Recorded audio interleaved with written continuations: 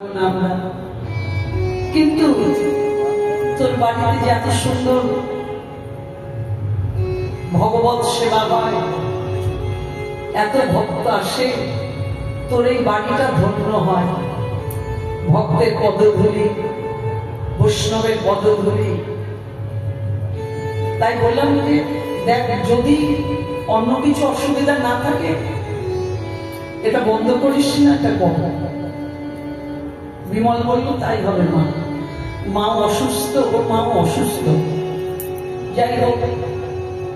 কিন্তু আমি এসে দেখলাম যে না, মেয়ের যত্নে, বৌমার যত্নে মা ঠিক আছে। তাই তো সন্তানরাই তো মায়ের সেবা করবে। ছেলে, বৌমা, মেয়ে, নাতি নাতনি এরা যদি মা বাবার সেবা না করে তাহলে ভগবানের সেবা করে তো কোনো লাভ হবে না। মায়ের সেবা করতেই হবে, তবেই তো ভগবান তার প্রতি সন্তুষ্ট হবে। মা মাঝখানে অসুস্থ হয়ে গিয়েছিল, এখন এসে দেখছি যে চলাফেরা করতে পারছে। যাই হোক, তোমরা সকলে আশীর্বাদ করবে আমার বিমলকে। বাড়িতে ওর মা আছে, আপনারা কৃপা করবেন প্রত্যেক বছর যেন আপনাদের সেবা করতে পারে। আমার প্রভু যেমন ওর বাড়িতে আসেন, ও প্রাণ ভরে ভক্ত সেবা করে, নাম খুব ভালোবাসে, ছোট্টবেলা থেকে নাম শোনে মায়ের হাত ধরে।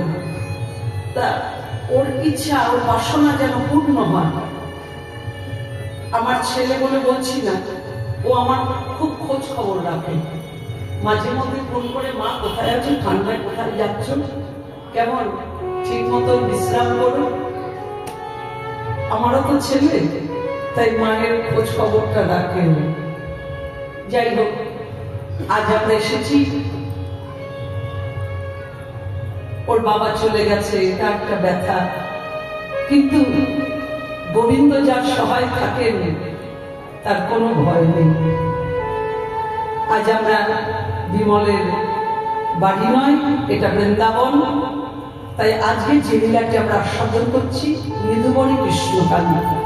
যেহেতু কালী পূজা এবার ওর হয়নি, তাই আমরা কীর্তনে, আজকে অমাবস্যা, তাই কালী মায়ের একটু গান গাইব, কালী পূজা করব।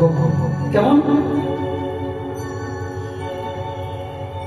শ্রীমতী রাধারানী সখী পরিবেষ্টিতা হয়ে